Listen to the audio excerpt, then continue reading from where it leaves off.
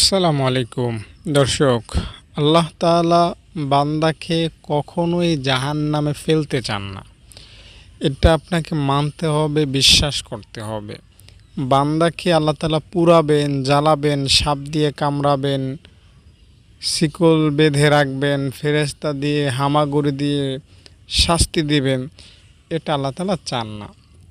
আপনি আপনার বাচ্চা, দুধের বাচ্চার জন্য কখনোই ক্ষতি চান না। আপনার বাচ্চা কোনো রোগে আক্রান্ত হোক বা কোনো সমস্যায় পড়ুক, এটা আপনি চান না। নিজে তো কখনোই ছোট বাচ্চাকে আপনি থাপ্পড় দেন না, গালমন্দ করেন না, কারণ আপনি আপনার বাচ্চাকে খুব বেশি ভালোবাসেন। আল্লাহ তাআলাও তার বান্দাকে ভালোবাসেন, চাই সে বান্দা বুঝদার হোক, চাই অবুঝদার হোক, চাই আমলকারী হোক, চাই আমলকারী না হোক, তার বান্দাকে আল্লাহ তাআলা ভালোবাসেন তিনি। তাই বান্দাকে আল্লাহ তাআলা সবসময় চান জান্নাত দিতে, ক্ষমা করতে। তাই আপনি যদি একটু আগ্রহ দেখান, তাহলেই কিন্তু আপনি ক্ষমা পাবেন, আপনি নাজাত পাবেন, আপনি মুক্তি পাবেন, রেহাই পাবেন। দর্শক, একটা কথা কি, কল চাপালেই পানি পড়ে, তবে কলের মুখের সাথে যদি আপনি বালতি না ধরেন, তাহলে কিন্তু যতই চাপান বালতি আর ভরবে না। তো আল্লাহ তাআলা রহমত যতই নাজিল করুক না কেন দুনিয়াতে, আপনি যদি আল্লাহ তাআলার রহমত থেকে দূরে সরে থাকেন, গোটা দুনিয়ার সব মানুষ রহমতে, আল্লাহ তাআলার রহমতে ভাসতে ভাসতে জান্নাতে যাবে ঠিক, কিন্তু আপনি রয়েই যাবেন, জাহান্নামেই যাবেন। দর্শক, এজন্য আল্লাহ তাআলার রহমত যেখানে আছে সেখানে আপনি থাকার চেষ্টা করবেন। আল্লাহ তাআলার প্রতি একটু শ্রদ্ধাশীল হন। আল্লাহ তাআলা আপনার থেকে বেশি কিছু চান না। আর আরেকটা বিষয় কি, আল্লাহ হলেন এমন বাদশা, আল্লাহ তো এমন জাত, এমন মালিক, তিনি এমন সৃষ্টিকর্তা, যাকে খুশি করার কোনো যোগ্যতা না আপনার আছে না আমার আছে। আপনি আমি যদি এটা ভাবি যে আমরা খুব কান্নাকাটি করে নামাজ রোজা করব, তাহলেই হয়ে যাবে, আল্লাহ তাআলা খুশি হবেন। বস্তুত আল্লাহ তাআলাকে খুশি করার জন্য এই নামাজ রোজা বা খুব কান্নাকাটি যথেষ্ট নয়। তিনি যেমন, তাকে খুশি করার মতো কোনো শক্তি, কোনো যোগ্যতা কারও নাই। দর্শক, এজন্য দর্শক বলছি, আল্লাহ তাআলাকে একটু দেন, আল্লাহ তাআলা এতেই খুশি হবেন। আপনি অনেক আমল করবেন, এরপরে নাজাত পাবেন, এমনটা দরকার নাই। প্রতিনিয়ত আল্লাহ তাআলার প্রতি আপনি শ্রদ্ধাশীল থাকুন, ভক্তি শ্রদ্ধা রাখুন, মায়া মমতা রাখুন, নবীজি সাল্লাল্লাহু আলাইহি সাল্লামকে শ্রদ্ধা করুন, ভালোবাসুন, টুকটাক আমল করে যান আল্লাহ তাআলার জন্য, এনাফ জান্নাত পাওয়ার জন্য। দেখুন, জান্নাত পাওয়ার জন্য বা ক্ষমা পাওয়ার জন্য বিশাল লিস্ট নাই। আল্লাহ তাআলা শর্টকাট লিস্ট ধরায় দিচ্ছেন আপনার হাতে, একদম শর্টকাট। তো এই শর্টকাট আমল যদি আপনি করতে পারেন, তো আপনি সফল হয়ে যাবেন। হাদিসে আছে, মান সামাতা নাজা। খালি চুপ থাকবেন যতদিন বেঁচে আছেন, এই জবানটাকে হেফাজত করেন। কিয়ামতের ময়দানে জান্নাত কেমনে পাওয়া যায় সেটা নবী দেখে নেবেন, আপনার কোনো চিন্তা লাগবে না। কি করবেন, শুধু জবানের হেফাজত, মানে আপনার জিহ্বা, ঠোঁট, এইখান দিয়ে যত আওয়াজ বের হয় তা যাতে ভালো হয়। মিথ্যা, গীবত বা অহংকার বা হিংসামূলক কথা বা অশ্লীল কোনো কথা, গালি মন্দর কথা, এগুলো যাতে বের না হয়। মুখটা শুধু সেফ রাখুন। কিয়ামতের ময়দানে নবীজি আপনাকে জান্নাতে নেয়ার জিম্মাদার হবেন ইনশাআল্লাহ। আমলটা কি খুব কঠিন বলেন? আরেকটা সহজ কথা বলি, আরেকটা সহজ আমল বলি। মুখটা তো অনেক কথাই মুখে বলতে হয়, আরেকটা আছে অন্তরের আমল। অন্তরের একটা আমল আপনাকে জান্নাতের নিশ্চয়তা দেয়। নিশ্চয়তা বোঝেন তো? আপনি মনে করেন পুষ্কুনির মধ্যে দিচ্ছেন লাভ, তাহলে আপনার শরীর কি ভিজে যাবে? নিশ্চিতভাবে ভিজে যাবে, ঠিক না? এখানে কোনো সন্দেহ নাই।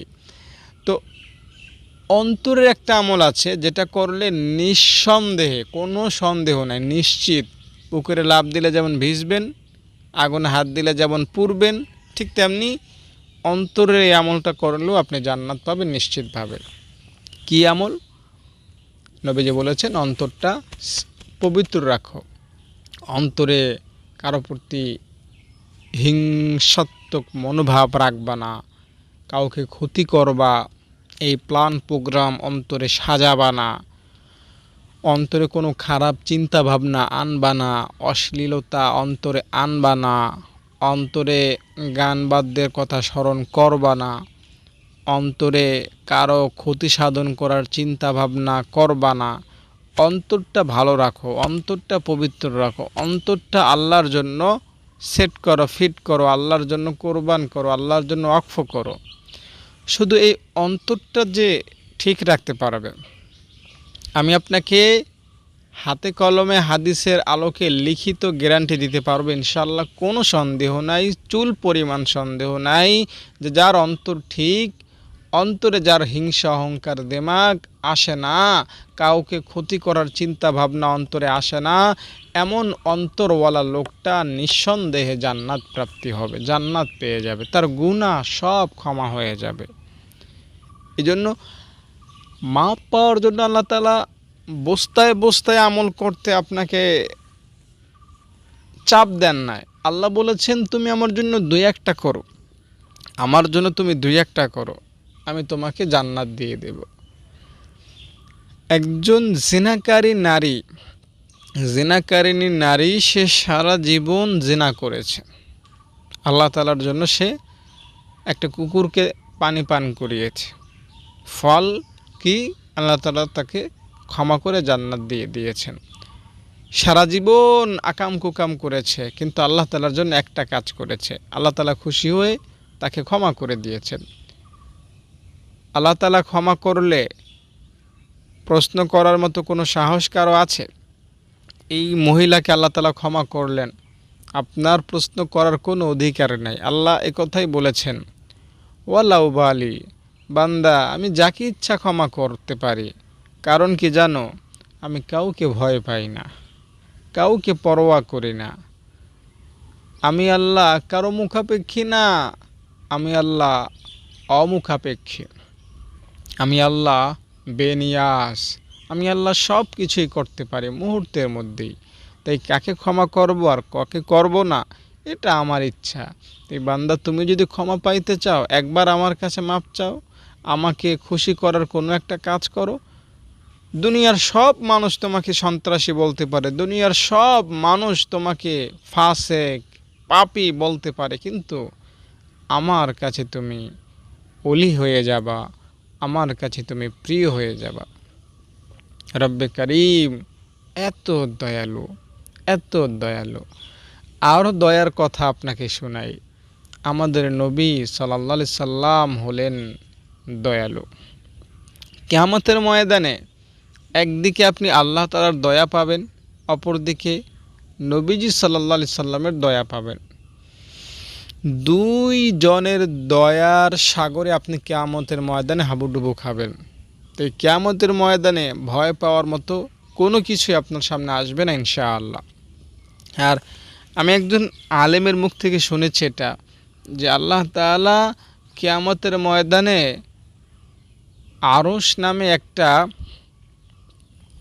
বিশেষ ভিআইপি খানা তৈরি করে রাখবেন। ভিআইপি মেহমান যেখানে থাকে, হ্যাঁ, রাষ্ট্রীয় মেহমান যেখানে থাকে, বা তার চাইতেও বেশি উন্নত মানের করে একটা মেহমানখানা আল্লাহ বানাবেন, যেখানে কোনো কষ্ট ক্লেশ চিন্তা ভাবনা কোনো কিছুই সেখানে থাকবে না, একদম নিরাপদ, কোনো শত্রুতা, কোনো হানাহানি মারামারি ঘাম ঝরানো কিচ্ছু থাকবে না সেখানে। তো এই ভিআইপি মেহমানখানার নামটা হলো আরশ। কি নাম বলেন? আরশ। আরশে আজিম বলা হয়। এই আরশ নামক মেহমানখানা আল্লাহ তাআলা বানাইছেন আপনার জন্য, আমার জন্য, এই উম্মতি মুহাম্মাদের জন্য। বুঝতে পেরেছেন? আমাদের জন্য আল্লাহ তাআলা মেহমানখানা বানাইছেন।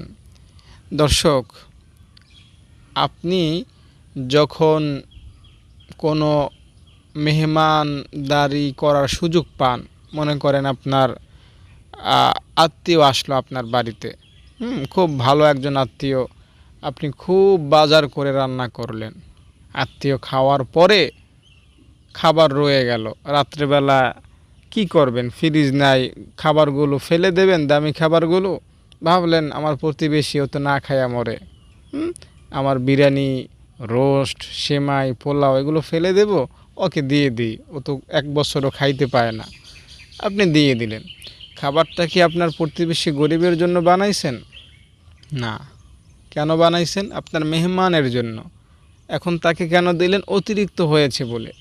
তো কিয়ামতের ময়দানে এই মেহমানখানা আরশে আজিম তো আল্লাহ তাআলা বানাইছেন আমাদের জন্য, কিন্তু আল্লাহ তাআলার এই মেহমানখানা এত বড়, এত বড়, এত বড় যে আমরা সব সেখানে গিয়েও আরও বহু জায়গা, বহু আসন থেকে যাবে।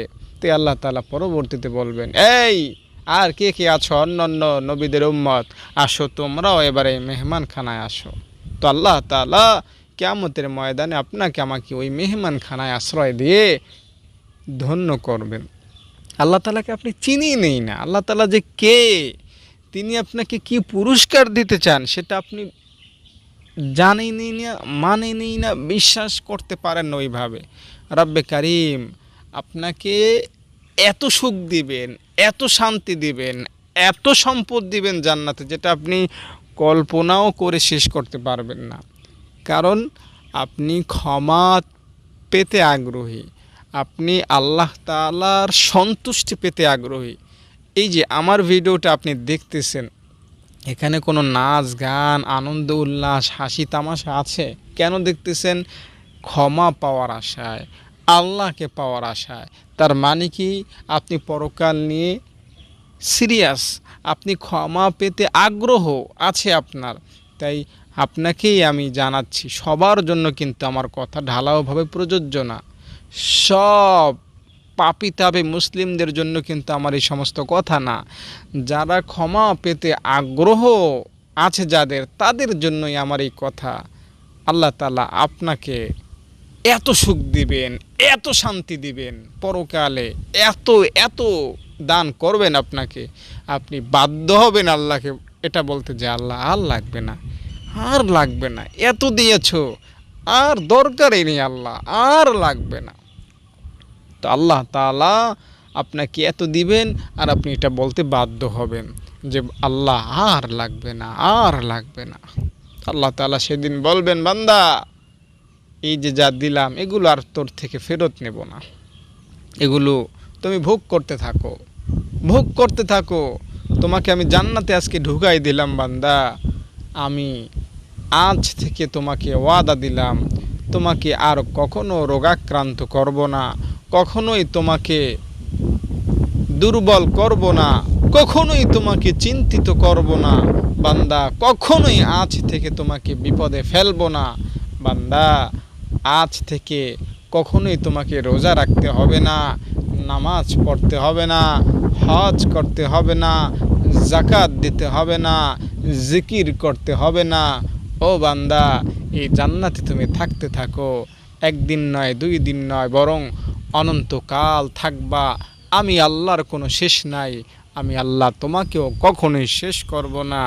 জান্নাতে তুমি থাকতে থাকো, সুখ শান্তি ভোগ করতে থাকো। আল্লাহ তাআলা আপনাকে এই কথা জানাই দিবেন, আর আপনি তখন অনেক আনন্দিত হবেন, অনেক। সে আনন্দের সময় খুব কাছে, খুব দূরে নয়। আল্লাহ তাআলা এই যে আপনি মনে করেন এখন আছেন বয়স কতে, 47 বা 55 বছর বয়সে আপনি আছেন মনে করেন, তো আপনি আর বাঁচবেন কয়দিন? ধরেন 10 বছর বাঁচলেন। জান্নাতে পৌঁছতে 10 বছর সময় অপেক্ষা, যদি 10 বছর বাঁচেন আপনি, জান্নাতে পৌঁছতে 10 বছরের সময় অপেক্ষা বাধা হয়ে আছে। আপনি মনে করেন 10 বছর পর মরলেন, কি হবে? কবরে যাবেন। কবরে কবরে কি হবে? একটা ঘুম দেবেন। হাদিসে এসেছে কবরের ঘুমটা আপনি দিবেন, 50,000 40,000 বছর কেটে যাবে। যখন ইসরাফিল সিংহায় ফু দিবে, কিয়ামত যখন হবে, তখন আপনি মনে করবেন যে মাত্র ঘুমাইলাম। মনে করেন কেউ যদি আসরের আগে ঘুমায়, বিকাল 3টায় ঘুমাইলো, 4টা বাজে উঠলো, তো 1 ঘন্টা ঘুমাইলো। 1 ঘন্টা ঘুমে কি মন ভরে, পেট ভরে? তো কিয়ামতের কবরটা হলো মনে করেন 1 ঘন্টা ঘুমের মতো আপনার মনে হবে, অথচ সময় 40,000 বছর। কবর থেকে 1 ঘন্টা সময়ও ওই রকমও লাগবে না। হাদিসে এসেছে বাসর রাতে বর কনেকে নিয়ে যেমন ঘুম দেয় আরামে, ওরকম আরামের একটা ঘুম দেবেন, কোনো কষ্টই হবে না, একদম কোনো দুর্বলতাই আসবে না। এরপরে আপনি হাঁটতে হাঁটতে কিয়ামতের মাঠে যাবেন, দেখবেন এদিক সেদিক অনেক ভয়াবহতা। আল্লাহ তাআলা আপনাকে টান দিয়ে ওই মেহমানখানায় ভরে দেবেন। সেখানে আপনি আনন্দে থাকবেন আর পান করবেন কাউসারের পানি। আল্লাহ তাআলার নবী আপনাকে সেখানে কাউসারের পানি পান করাবেন মেহমানখানায়। তো আপনি ওই পানি পান করে আর কখনো তৃষ্ণার্ত হবেন না, কখনোই কি হবেন না, দুর্বল হবেন না, ক্ষুধার্ত হবেন না। সেখানে আপনি 50,000 বছর পায়ের উপর পাও ধুয়ে বসে থাকবেন। এটা একটি আমি আপনাকে সহজ করে বললাম, মানে আপনার কোনো চিন্তাই হবে না। 50,000 বছর ওই মেহমানখানায় কেমনে চলে যাবে আপনি টেরও পাবেন না। এরপরে আল্লাহ তাআলা আপনাকে বলবেন, যাও বান্দা, এবার তুমি তোমার আসল মেহমানখানা জান্নাতে চলে যাও। তাই আপনি যদি তাওবাকারী হন, ক্ষমা চাওয়ার অভ্যাস গড়তে পারেন, তো আপনার জান্নাতে যাওয়ার পথে অন্তরায় হয়ে আছে দুনিয়ার এই হায়াতটুকু, এই 10-12 বছর। কাজ করা, মসজিদে যাওয়া, সকালে ঘুম থেকে ওঠা, কোরআন পড়া, তাওবা করা, ক্ষমা চাওয়া, রাস্তাঘাটে চললে গুনাহ থেকে নিজেকে বাঁচিয়ে রাখার চেষ্টা করা, এই সমস্ত কষ্ট ক্লেশ চিন্তা ভাবনা 10 বছর জান্নাতে যাওয়ার পথে বাধা হয়ে আছে। মরবেন 1 ঘন্টা কবরে মনে হবে, হাসরের মাঠে মনে হবে যে 2-1 ঘন্টার মামলা, এরপরে জান্নাত 2-3 ঘন্টা মনে হবে মরার পরে জান্নাতে যাওয়ার জন্য। বুঝতে পেরেছেন? তো এজন্য দর্শক বন্ধু আপনাকে বলছি, আল্লাহ তাআলা অত্যন্ত কারীম, তিনি অত্যন্ত দয়ালু, তিনি অত্যন্ত দয়ালু। ওই দয়াময় রবের কাছে আপনি ক্ষমা চান, মাফ চান। মাফ চাওয়াকে নিজের অভ্যাস বানান, আপনার অভ্যাস বানান ক্ষমা চাওয়াকে। আল্লাহ তাআলা অনেক খুশি হয়ে যাবেন, আল্লাহ তাআলা অনেক খুশি হয়ে যাবেন। অনেক লম্বা একটা কথার সারসংক্ষেপ কথা একটা বাক্যে আপনাকে বলার চেষ্টা করছি, শোনেন। আল্লাহ তাআলা মানব জাতি বানাইছেন এ কারণেই যে মানব জাতি গুনাহ করবে, এরপর তার কাছে মাপ চাইবে। আল্লাহ তাআলা এটা চান, এটা পছন্দ করেন, আল্লাহ তাআলা এটা ভালোবাসেন যে মানুষ গুনাহ করবে এরপরে আমার কাছে মাপ চাইবে। এটাই আল্লাহ তাআলা পছন্দ করেন। এখন আপনার সময় হলো মাপ চাওয়ার। মাপ চাওয়া এটা কোনো ছোট জিনিস না। যে মাপ চায় আল্লাহ তাআলার কাছে, তার মতো সৌভাগ্যবান ব্যক্তির দ্বিতীয়টা দুনিয়ায় হতে পারে না। মাপ চাওয়ার চাইতে বড় কোনো আমল আর কি হতে পারে বলেন? আল্লাহ আমাকে মাফ করে দাও। আপনি যে গোলাম, আপনি যে আল্লাহ তাআলার গোলাম, এটা প্রকাশ পায় মাপ চাইলে। আল্লাহ তুমি আমার মালিক, ক্ষমা না করলে আমি কোথায় যাব? আমার তো উপায় নাই জাহান্নামে যাওয়া ছাড়া। আল্লাহ তুমি আমার গুনাহ মাফ করে দাও। আল্লাহ আমি গুনাহ করে ফেলেছি শয়তানের ধোঁকায় পড়ে, তুমি আমাকে মেহেরবানি করে ক্ষমা করে দাও। কাকুতি মিনতি অনুনয় বিনয় করে যদি ক্ষমা চাইতে পারেন, রব আপনাকে ক্ষমা করে দেবেন, ক্ষমা করে দেবেন। ক্ষমা পাওয়ার জন্য স্পেশালিস্টই কোনো দোয়া নাই, কোনো আমল নাই, কোনো ওজিফা নাই। ক্ষমা পাওয়ার জন্য আপনার তাওবাই যথেষ্ট। হ্যাঁ, অনেক দোয়া এমন আছে, অনেক দোয়া দুরূদ এমন আছে যেগুলো পড়লে ক্ষমা পাওয়াটা আরও সহজ হয়, তবে এগুলো পড়া শর্ত নয় ক্ষমা পাওয়ার জন্য। আপনি আপনার মতো করে ক্ষমা চাইলেও আপনি ক্ষমা পাবেন।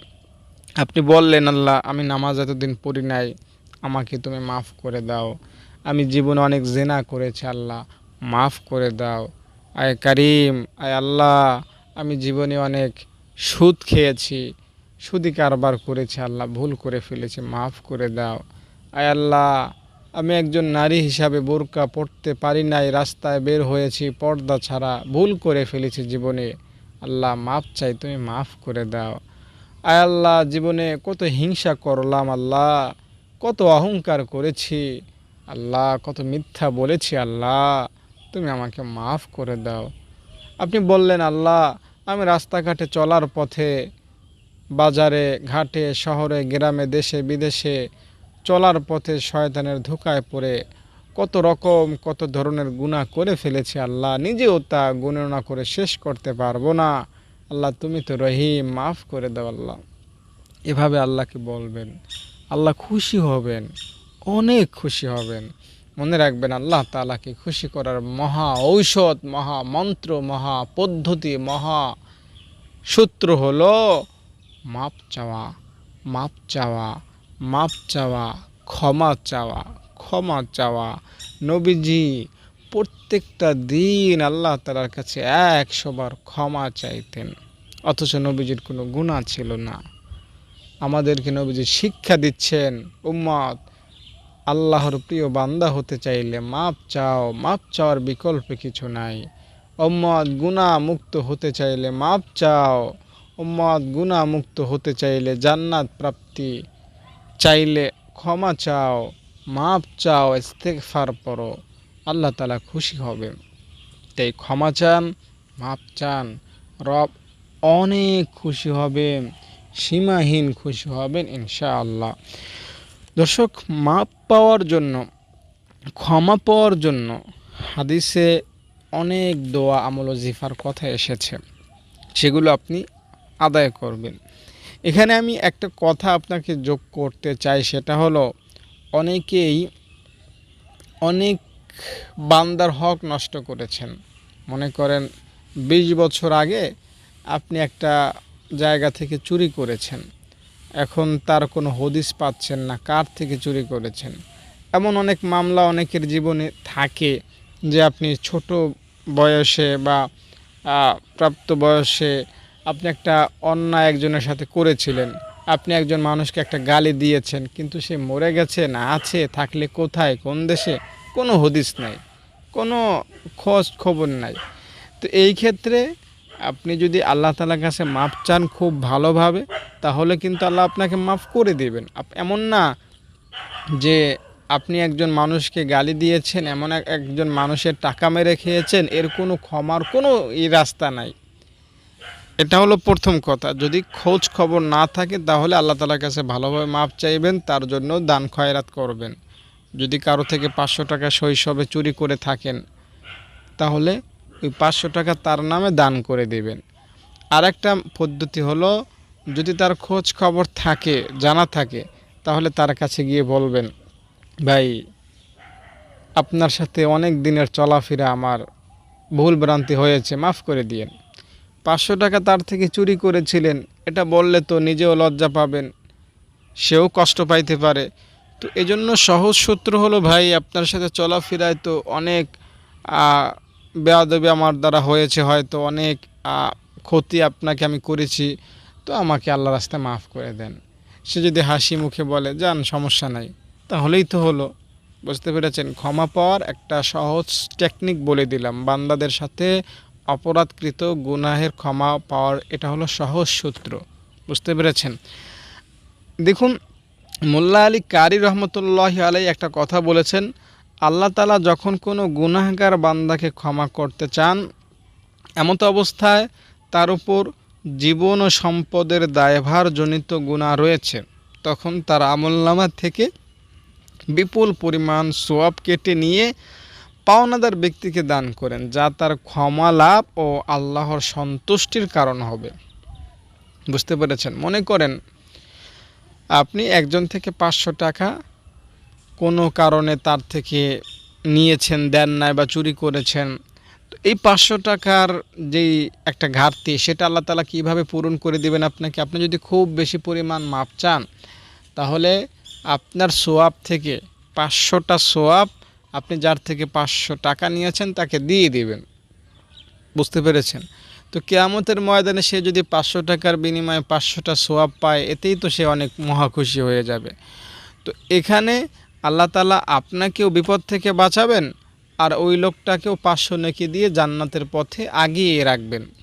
তো এজন্য আপনি যদি খুব বেশি আল্লাহ তাআলাকে ডাকাডাকি করতে পারেন, আল্লাহ তাআলার রোনাজারি করতে পারেন, আল্লাহ আপনাকে মাফ করবেন। দেখুন, একটা ঘটনা আপনাকে শোনাই। ঘটনাটা হলো কিফেল সম্পর্কে। কিফেল প্রতি রাতে এক একটা করে মেয়ের সাথে সময় পাস করত। তো যেই রাতে সে মারা যাবে, ওই রাতেও একটা মহিলাকে সে ঘরে নিয়ে এসেছে। তো আল্লাহ তাআলা তাকে ওই রাতেই মৃত্যু দিয়েছেন। সে তওবা করার জন্য একটু সময় পেয়েছে, তওবা করেই মারা গিয়েছে ওই রাতেই। তো এই লোকটা ক্ষমা পেয়েছে, জান্নাত পেয়েছে, এটা গোটা বিশ্ববাসী জানে হাদিসের মাধ্যমে। তো আমার একটা প্রশ্ন হলো, কিফেল জীবনে চলার পথে কত লেনদেন মানুষের সাথে করেছে, কত মানুষকে হয়তো সে কষ্ট দিয়েছে, কারো সাথে সে তো দেখা করার সুযোগ পায় না, ক্ষমা চাওয়ার সুযোগ পায় না। মৃত্যুর আগে সে তওবা করেছে, মরে গিয়েছে। তো এই লোকটাকে আল্লাহ তাআলা কীভাবে ক্ষমা করলেন, কিভাবে জান্নাত দিলেন? তার সাথে যত লেনদেনকারী আছে সবাইকে আল্লাহ তাআলা খুশি করে দিবেন। আল্লাহ তাআলা কিফেলকে পছন্দ করেছেন, তাই কিফেলের যত মামলা আছে মানুষের সাথে সব কিছুর ওকিল হয়ে যাবেন আল্লাহ তাআলা, সব কিছুর দায়ভার আল্লাহ তাআলা নেবেন। কিফেলকে আল্লাহ তাআলা পরকালে নিরাপদে জান্নাতে পৌঁছাবেন। আরও সহজ করে বলি, বনি ইসরায়েলের একটা লোক ছিল মুসা আলাইহিস সালামের জামানায়। এই লোকটা সমাজের সবচেয়ে নিকৃষ্ট, সবাই তাকে অপছন্দ করত। সে মরেছে, মরার আগে কারো কাছে সে ক্ষমা চাওয়ার কোনো সুযোগ পায় না। তো আল্লাহ তাআলা বলেছেন, এই লোকটার জানাজায় যারা আসবে তাদেরকেও আমি জান্নাত দেব, ক্ষমা করব। তো মৃত্যুর আগে সে এমনভাবে আল্লাহকে খুশি করে ফেলেছে যে আল্লাহ তাআলা তাকে তো ক্ষমা করেছেন, সে যত মানুষকে ঠকিয়েছে তাদের জন্য আল্লাহ তাআলা যথেষ্ট হয়ে গিয়েছেন। বুঝতে পেরেছেন? আমি সহজ করে আপনাদেরকে বলছি। তাই কোনো গুনাহ নিয়ে চিন্তিত হবেন না, কোনো গুনাহকে বড় মনে করবেন না। হ্যাঁ, সব গুনাহই জাহান্নামে নিতে পারে, তবে আল্লাহ তাআলার রহমতের কাছে কোনো গুনাহই বড় না, কোনো গুনাহই স্থায়ী না।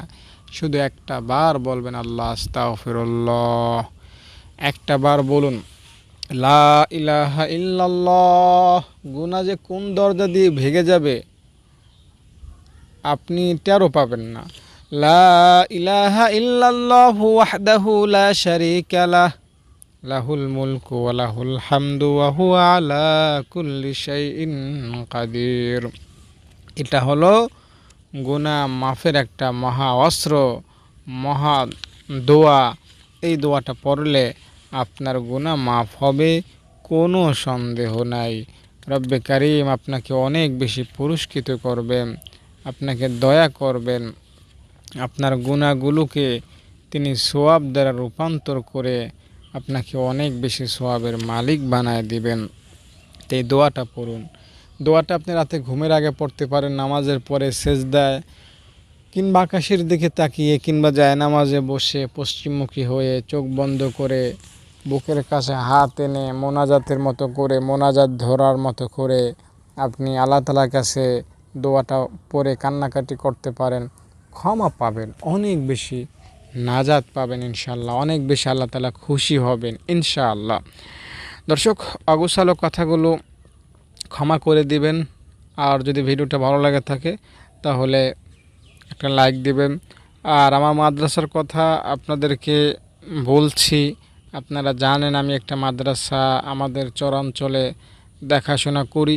এখানে ছাত্রী আছে অনেক, তারা কোরআন পড়ে, হাদিস পড়ে, বাংলা অঙ্ক ইংরেজিও পড়ে। তো আমার এই মাদ্রাসাটা হলো আমাদের এই চরাঞ্চলে সবচেয়ে বড় মাদ্রাসা। আর অন্যান্য মহিলা মাদ্রাসাগুলো ওইভাবে ওই রকম না, ছোটোখাটো। তবে আমাদের মাদ্রাসায় অনেক ছাত্রী, 70 জন। এটা কিন্তু চরাঞ্চলের হিসাবে আমি বলছি, হ্যাঁ। শহরে তো অনেক ছাত্রী থাকে, তবে একদম চরাঞ্চলে চতুর্দিকে নদী আমাদের এই মাদ্রাসার। যেখানে গরিব অসহায় ছাত্রীরা পড়াশোনা করেন সম্পূর্ণ ফ্রিতে। তাদের জন্য আপনারা দানের হাত বাড়াবেন। কাছাকাছি যারা আছেন দেখে যাবেন, মাদ্রাসায় এসে দেখে যাবেন। দূর দূরান্তে যারা আছেন আমাকে ফোন করবেন, বিস্তারিত জানতে চাইবেন। ইনশাল্লাহ আপনারা 10 জনে যদি অল্প অল্প দান করেন, ওতেই আমার মাদ্রাসা চলে যাবে, ইনশাল্লাহ এগিয়ে যাবে সামনের দিকে। 1 লক্ষ টাকার উপরে খরচ হয় আমাদের এই মাদ্রাসায়। 3 বেলা খাবার দেয়া হয় ছাত্রীদেরকে, এবং ছাত্রীদেরকে আরও অনেক সুযোগ সুবিধা দেয়া হয়। কারেন্ট বিল নেওয়া হয় না, থাকার বিল নেওয়া হয় না, আরও যত বিল আছে এগুলো নেওয়া হয় না। তো আপনি বুঝতেই পারতেছেন কত টাকা খরচ হয়। তো আপনারা যারা দানশীল আছেন আমার সাথে যোগাযোগ করবেন, এটা অনুরোধ রইল। ভালো থাকেন, আসসালামু আলাইকুম। ছাত্রীরা, তোমাদের হাতে কি তোমরা কোরআন শরীফ পড়তে পারো? তোমরা কোরআন কোথায় শিখেছো? এই মাদ্রাসায় পড়তে কোনো টাকা দিতে হয়? আসসালামু আলাইকুম দর্শক, আমি আব্দুল আজিজ, এরা আমার ছাত্রী। আমি এদের থাকা, খাওয়া, বেতন, বিদ্যুৎ বিল, গ্যাস বিল, যেখানে যা আছে এভরিথিং সব কিছু ফ্রি করে দিয়েছি।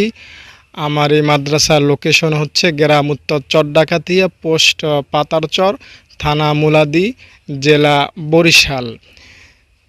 দর্শক, আমি যেখানে দাঁড়িয়ে আছি আমার সামনে নদী, পেছনে নদী, ডানে নদী এবং বামে নদী। আমরা একটা দ্বীপের মধ্যে আছি। এই দ্বীপ থেকে যদি আমি ঢাকায় যেতে চাই তাহলে অবশ্যই লঞ্চ বা ট্রলারের দ্বারস্থ আমাকে হতেই হবে। সরাসরি গাড়ি যোগে কোনোভাবেই ঢাকা যাওয়া সম্ভব নয়। তাহলে বুঝতেই পারছেন দর্শক, এই দ্বীপের অধিকাংশ মানুষ গরিব ও অসহায়। তাই আপনাদের কাছে অনুরোধ, আপনারা আমাদের এই মাদ্রাসার ছাত্রীদের জন্য আপনাদের সাধ্যমতো দান করবেন। তো ছাত্রীরা, তোমাদের জন্য যদি দেশ বিদেশ থেকে কেউ দান করতে চায় তাহলে কিভাবে দান করবে?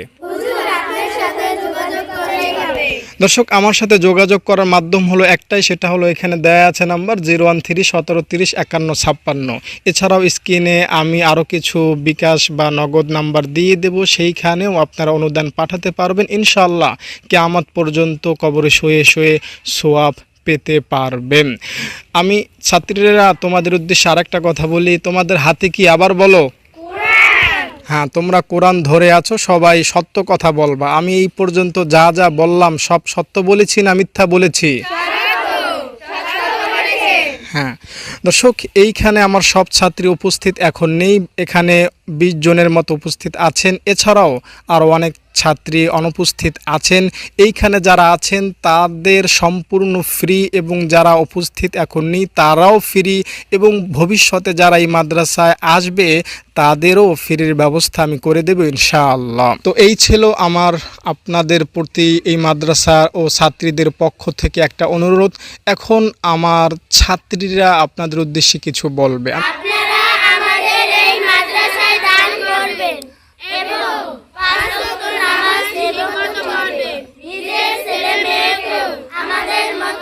কোরআন শিক্ষা দেবেন, ভালো থাকেন, সুস্থ থাকেন। আসসালামু আলাইকুম। আমার মাদ্রাসায় বড় ছাত্রীদের সংখ্যা মোট 30 জন। তারা নুরানি বিভাগে এবং মাওলানা বিভাগে পড়াশোনা করতেছেন। তোমাদের জন্য দান করেছেন, তার জন্য দোয়া করবা। সবাই বলো আমিন। তার কাজকর্মে, তার জীবনে, তার শারীরিক, তার সামাজিক, তার রাষ্ট্রীয়, তার ধার্মিক সব বিষয়ে যাতে আল্লাহ তাআলা সফলতা এনে দেন। সবাই বলো আমিন।